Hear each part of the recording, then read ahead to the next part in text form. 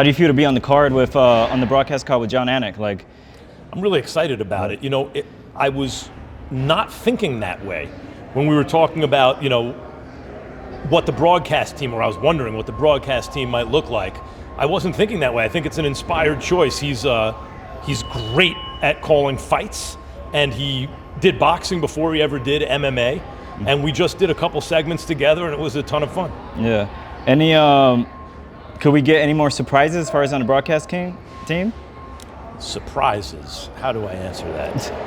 I'm sure everything will be revealed in the proper time. Yeah, definitely. Okay, so then a little bit of this and that between Canelo and Crawford. I'll give you a list of attributes, and then tell me who do you feel is best in that attribute.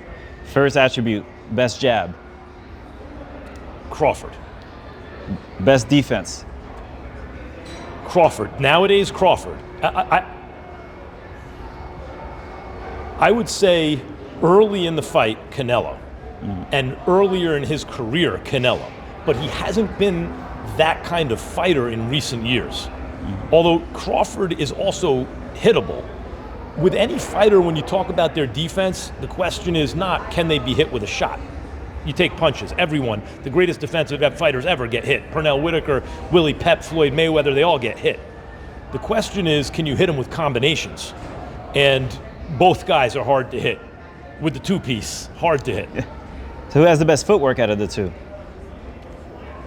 In terms of cutting off the ring, last fight notwithstanding, Canelo has gotten much better at cutting off the ring. But, you know, early in his career, he had a problem with that and was much more comfortable counterpunching. But overall, I have to say Crawford. If you go down the list and ask me about tactical advantages, most of them are Crawford. What Canelo has is size, and as a result, physical strength and punching power. Canelo also has a great chin. But in terms of, if you want to go skill for skill, especially the recent version of Canelo, who's had to turn into a seek and destroy guy, who had to learn as his career went on to cut off the ring and not just follow guys around.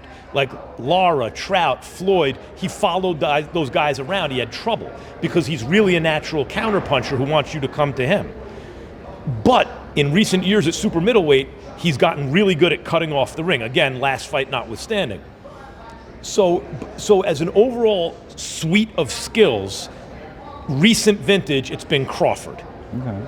But Canelo also is skilled and has a larger skeleton than Crawford. No matter what they weigh, Canelo's the bigger guay. Yeah. You briefly mentioned Canelo's power, so who, I would assume Canelo has the You'd have to think, unless Crawford, Crawford was on a knockout streak until he moved up to junior middleweight and then failed to stop Madrimov.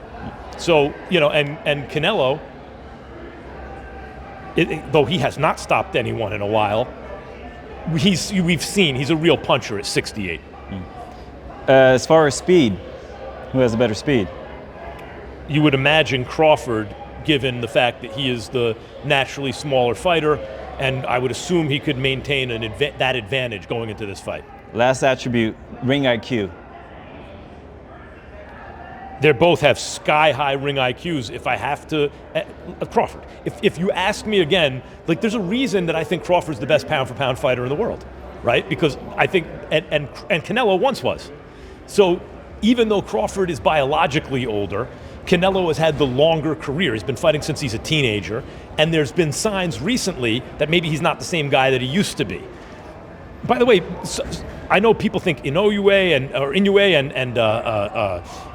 Usyk are ahead of Crawford. The Ring has them rated ahead of Crawford. I don't, because to me, pound for pound is not a fairness issue. It's an issue of just who do you think is better. And the last time I saw Crawford, he moved up yet another division, beat at the time the guy I thought was the best fighter in the division. Turns out he wasn't, but I thought he was at the time. And before that, had just annihilated Errol Spence. So if you look at all the boxes, I'm going to check Crawford for most of them, if not all of them. But the reason Canelo is favored is because Canelo does a lot of things at a very high level, and he's a naturally bigger guy. So obviously this fight hasn't happened yet, but where would you rank this fight out of your top 3 to 5 of all the boxing fights you've called, you've experienced, you've watched? In terms of the magnitude of the magnitude, fight? yeah. I mean, of the fights that I've called ringside, it might turn out to be number one. I've done Pacquiao fights, I've done Mayweather fights, I've done Anthony Joshua against Klitschko, those are big fights, but listen, because of Netflix, this will be the most watched fight, championship fight, in almost 50 years. This is going to be because Muhammad Ali fought Leon Spinks in the rematch in 78, and they did 90 million TV sets. 90 million. And since then, what has even come close? The biggest fights have all been on pay-per-view, and they do 2 million buys. Oh my God, 4 million buys, Mayweather Pacquiao. As I keep saying, if 5 people per TV set watch, that's 20 million people. This is going to do multiples of that. So, so when you look at it from like a commercial point of view, it'll easily be the biggest boxing event I've ever covered. So with that, like for fans that are new to boxing, like what would you equate this fight to from boxing of the old, or like how would you sell this fight to a new fan? It's a bigger event than what I'm about to tell you, but it reminds me a lot of Marvin Hagler and Roberto Duran, which is largely forgotten among the 4 kings fights, as they say, but Duran was a lightweight. He was moving all the way up eventually to middleweight, where he was fighting who would have been, had there been a Ring Magazine championship at the time, but he was the undisputed, he was the man at middleweight, just like Canelo's the man at super middleweight. He's the champ. And Duran moved up from junior middle to middle, but he'd started at light, just like Crawford. And I remember I was a little kid, I was 8 years old, something, but heading into that fight, I'm thinking, Hagler's gonna kill him, he's too big. And Hagler was the best pound for pound in the whole thing. And that fight was nip and tuck all the way, and Hagler had to outwork him in the 15th round to get a decision. So that's the kind of fight I see here. I think this is gonna be a very competitive fight. So if you were speaking to a new fan of boxing, let's say a 25-year-old, doesn't have any history of boxing whatsoever, how would you sell this fight to them?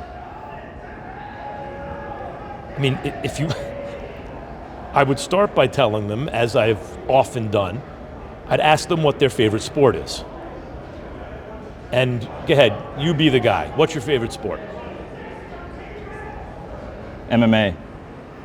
Let's try that again. Not fighting. What's your favorite sport? Basketball. No, it's not. It's boxing. I will prove it to you in 30 seconds. If you come to a street corner, and on one corner a guy's playing basketball, 2 guys are having a pickup game of basketball, and on another they're playing stickball, and on this corner it's flag football, or if the guy's putting a golf ball, and on the 4th corner there's a fight, where's the crowd? It's always the fight. So the question is why? Why is everyone's favorite sport actually fighting, whether it's MMA or boxing? And the answer is, those are the only sports that are the literal imposition of a will over another.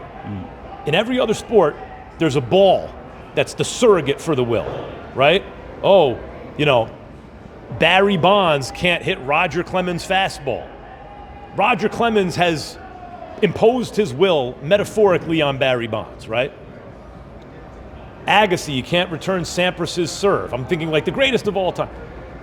A metaphor. But if Lennox Lewis hits Mike Tyson with a right hand, and Mike Tyson goes down, Mike Tyson's brain tells his legs, get up, and his legs can't do it.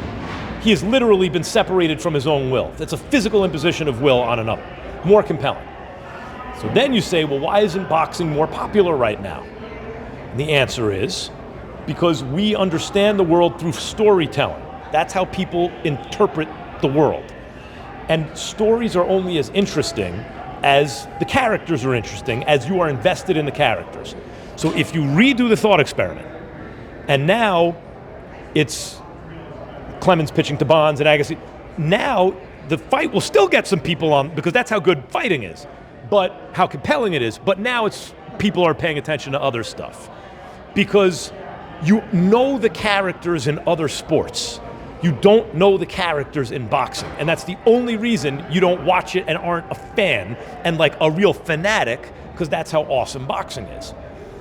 But with the power of the platform of Netflix, with the people who are behind this fight, Turki Al-Sheikh is basically a boxing fan's dream come true.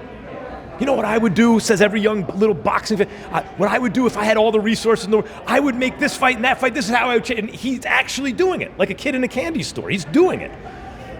And then he's partnered with Dana White, who I made this comment the other day and people pushed back when Dana White's the greatest combat sports promoter of my lifetime.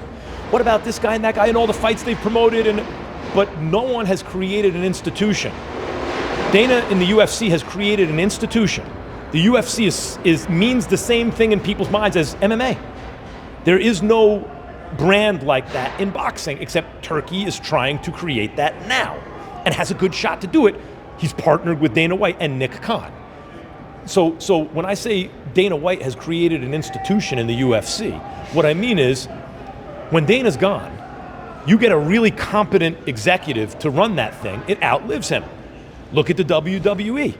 Vince McMahon is gone. They went out and got the most competent executive, Nick Khan.